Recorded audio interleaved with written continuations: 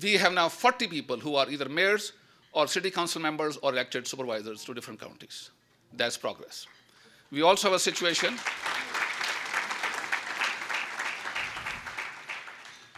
We have also a situation where we have proven to this country that we have the capacity to be internally disciplined. What we have built through American Muslim Task Force on Civil Rights and Elections is a mechanism of consensus building, a democratic consensus building mechanism in the heart of the community through which we have agreed to disagree and we have agreed to agree. And when we agree to agree, then we have made a difference.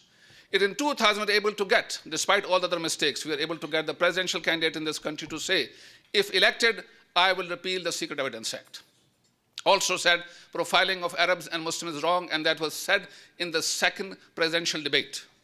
Now, our ability to get our agenda item on the presidential debate was a major success for us. In 2000, we proved to fellow Americans three things. Number one, we can put our issues on the national agenda. Number two, we can make a difference in election. And number three, we have the internal discipline of making our decisions democratically. In 2004, when we gave selective and qualified endorsement to Jordan Kerry, that endorsement was covered by 150 newspapers, New York Times, to BBC, to Moscow, to China, to Pakistan, to India, to Middle East, and so on and so forth. And BBC had a very interesting paragraph. It said, yeah, last week, Senator Kerry picked up two important endorsements, one from Washington Post and second from American Muslim Task Force. Now, if you think of it, actually there are more Muslims in this country than there are readers of the Washington Post. So what we have demonstrated that year again was that we had the power of negotiating and calibrating our response to the level of the candidate's enthusiasm towards us. If he is going to be lukewarm, we can also be lukewarm in our support for him. In 2008 was even more difficult, because now Islamophobia had matured to a level which was unprecedented. We had one party, Republican Party, openly hostile towards Muslims.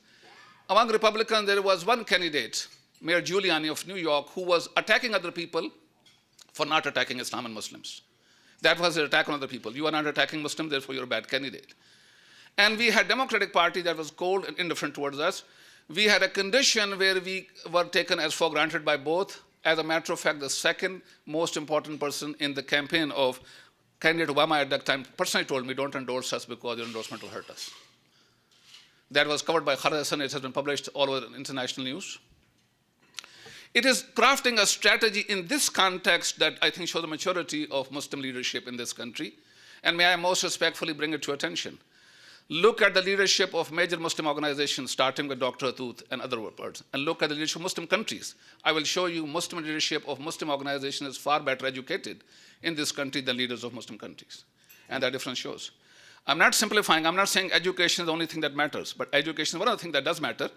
And you look at the caliber or quality of Muslim leadership in this country, highly educated, highly sophisticated, and learning to deal in a very difficult environment, surviving there and prevailing.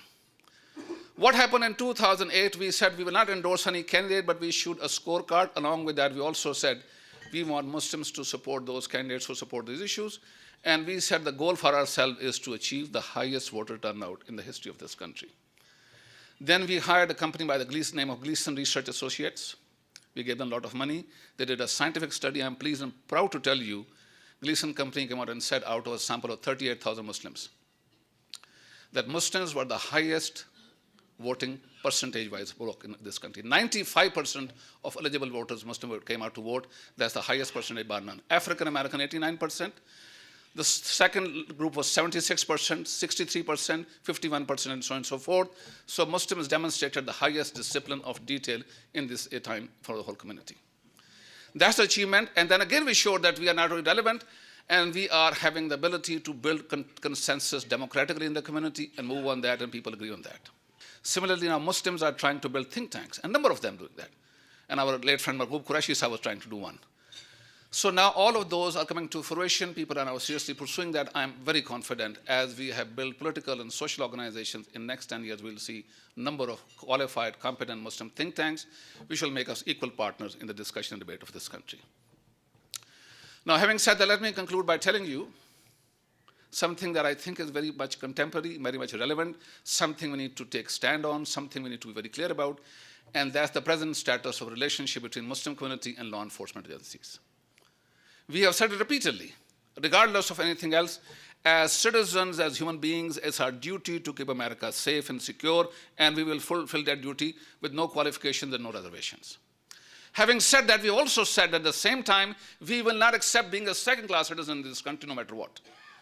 You cannot use religion to disqualify people, as Judge John Gleeson of New York has said in the judgment he gave on 16th of June 2006, in which he said if you're not a citizen, you can be held solely on the basis of your religion, country of origin, or ethnicity, indefinitely without explanation.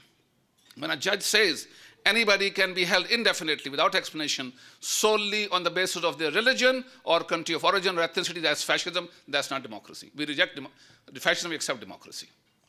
Having said that, let's also say what's happening right now, and that's why all major Muslim organizations, I want to emphasize, all major Muslim organizations have come together to make 5 demands of the Justice Department. Number 1, please stop infiltrating our mosques, harassing our imams, and intimidating our worshippers.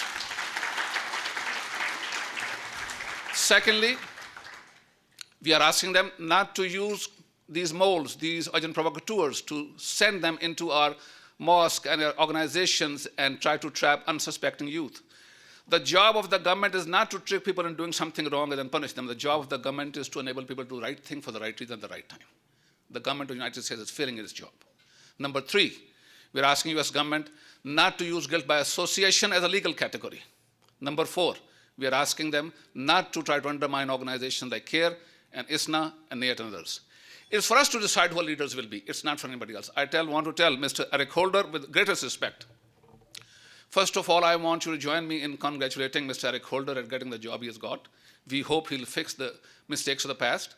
But also I want to tell him in no uncertain terms that as clearly and as politely as I could, Mr. Eric Holder, it's not for you to decide who our leaders will be. It's for us to decide who our leaders are. And if we decide it's going to Umar Ahmed or it's going to be Nihad Awad, then there are leaders and you cannot make any difference there. Let me be very clear on that one.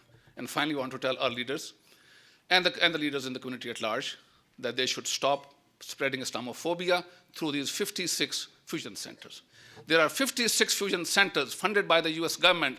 The job of these fusion centers is to take information, billions of bits of legal and quasi-legal information, consolidate it, interpret it, and make it available to these law enforcement agencies at the state level, local level, and federal level in a manner they can implement it. That is full of Islamophobia. That's not a job of the government to create hatred against a community by using government resources. These are our 5 demands. I want us to stay strong on that one. We will always do the right thing for the right reason, but we'll never shy away from demanding our rights as equal citizens of this country.